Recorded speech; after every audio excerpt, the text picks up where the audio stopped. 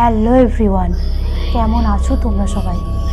আজ আমি তোমাদের সঙ্গে যে সত্যি ভৌতিক ঘটনা শেয়ার করব, সেটা জাপানে ঘটে গেছে। এই সত্যি ভৌতিক ঘটনাটা জাপানের প্রতিটা নিউজ চ্যানেলে দেখানো হয়েছিল। ঘটনাটা ঠিক কী ঘটেছিল চলো জেনে নিই। লকডাউনের কথা তো তোমরা সবাই জানো। জাপানে এমন একটা ভৌতিক ঘটনা ঘটে যার কারণে 1970 সালে লকডাউন হয়ে যায়। কী এমন ঘটেছিল যার জন্য জাপানের প্রতিটা মায়েরা তাদের বাচ্চাদের স্কুলে পাঠাতে ভয় পেত। সময়টা ছিল 1970 সাল। একদিকে জাপানে যেমন উন্নতি চলছিল, অন্যদিকে কুচিসাকি ওনা নামে একটি আত্মার ভয়ে মানুষ বাইরে বেরোতে ভয় পাচ্ছিল। জাপানের শুনশান রাস্তায় কুচিসাকি ওনাকে দেখা যেত, যাকে দেখতে খুবই ভয়ঙ্কর ছিল, যার ঠোঁটের এই মাথা থেকে এই মাথা পর্যন্ত পুরোটা কাটা ছিল। কুচিসাকি ওনা কে ছিল?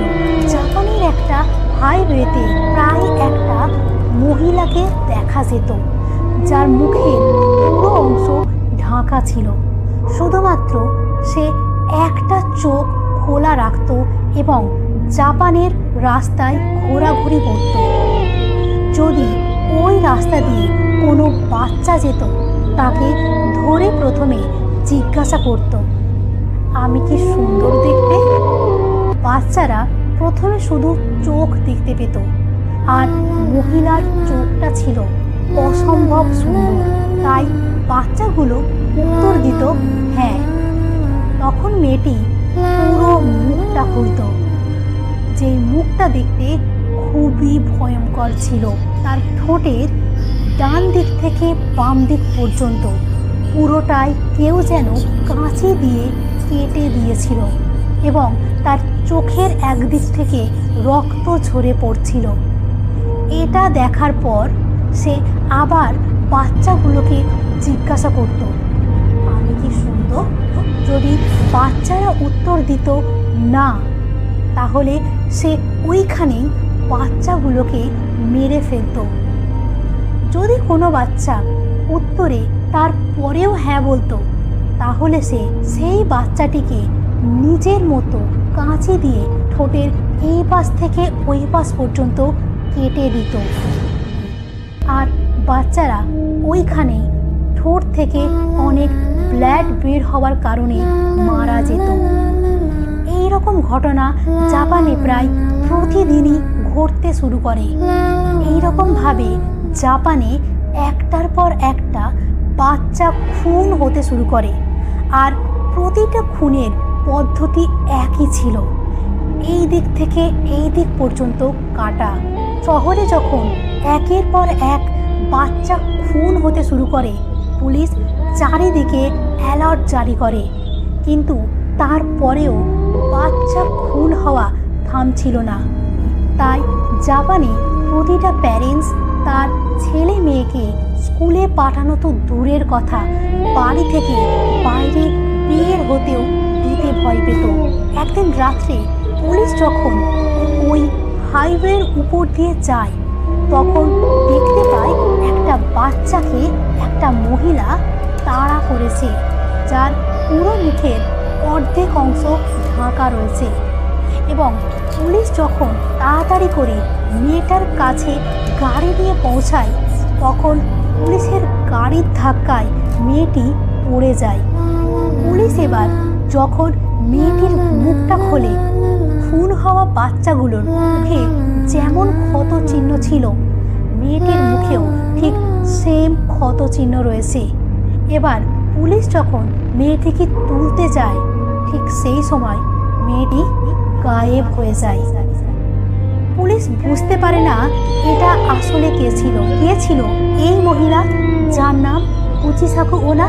এই কাহিনী শুরু হয়েছিল 1200 বছর আগে। 1200 বছর আগে কুচিসাকি ওনা নামে একটি মহিলা ছিল। কুচিসাকি ওনা একজন খুবই সুন্দরী আর অহংকারী মেয়ে ছিল, যে তার রূপের খুবই গর্ব করত, যার রূপে প্রতিটা পুরুষ পাগল ছিল। সে বিয়ে করে একজন জাপানি আর্মিকে। যেহেতু তার হাজব্যান্ড আর্মি ছিল, তাই তাকে বেশিরভাগ সময় দেশের বাইরে কাটাতে হতো। আর ওই সময় উচিসাকি ওনা আরও অন্যান্য পুরুষের সঙ্গে প্রেমের সম্পর্ক রাখে। একদিন উচিসাকি ওনার স্বামী যখন বাড়ি ফেরে, তখন দেখতে পায় উচিসাকি ওনা একজন অন্য পুরুষের সঙ্গে সময় কাটাচ্ছে। এটা দেখে তার হাজবেন্ড ভীষণ রেগে যায়। সে যখন উচিসাকি ওনাকে প্রশ্ন করে, তখন উচিসাকি ওনা খুবই অহংকারের সঙ্গে উত্তর দেয়, যেহেতু সে অনেক সুন্দর তাই তাকে পুরুষরা পাওয়ার জন্য পাগল। এটা শোনার পর উচিসাকি ওনার হাজবেন্ডের ভীষণ রাগ হয়। সে রাগের বশে ছুরি নিয়ে উচিসাকির ঠোঁট কেটে দেয় এবং কেটে দেওয়ার পর সে রাগে তার ওয়াইফকে বলতে শুরু করে, এবার তুমি অন্য পুরুষের কাছে যাও, গিয়ে জিজ্ঞাসা করো তুমি সুন্দর কিনা। উচিসাকি ওনা ওইখানেই মারা যায়। কিন্তু সে অসুন্দর অবস্থায় মারা যায়, তাই তার আত্মা প্রতিশোধ নেওয়ার জন্য 1200 বছর পর ফিরে আসে। এই ঘটনার পর জাপানের পুলিশরা অনেক রিচুয়ালস করে ওই দুষ্টু আত্মাকে তাড়াতে সক্ষম হয়। তো এই ছিল উচিসাকি ওনার কাহিনী। এটা একটা সত্যি ঘটনা যেটা জাপানে ঘটে গেছে। ঘটনাটি জাপানের প্রতিটা নিউজ চ্যানেলে দেখানো হয়েছিল। এই ছিল আজকের ঘটনা। যদি এই রকম সত্যি ভৌতিক ঘটনা শুনতে চাও তো অবশ্যই এই চ্যানেলটাকে সাবস্ক্রাইব করে রেখো।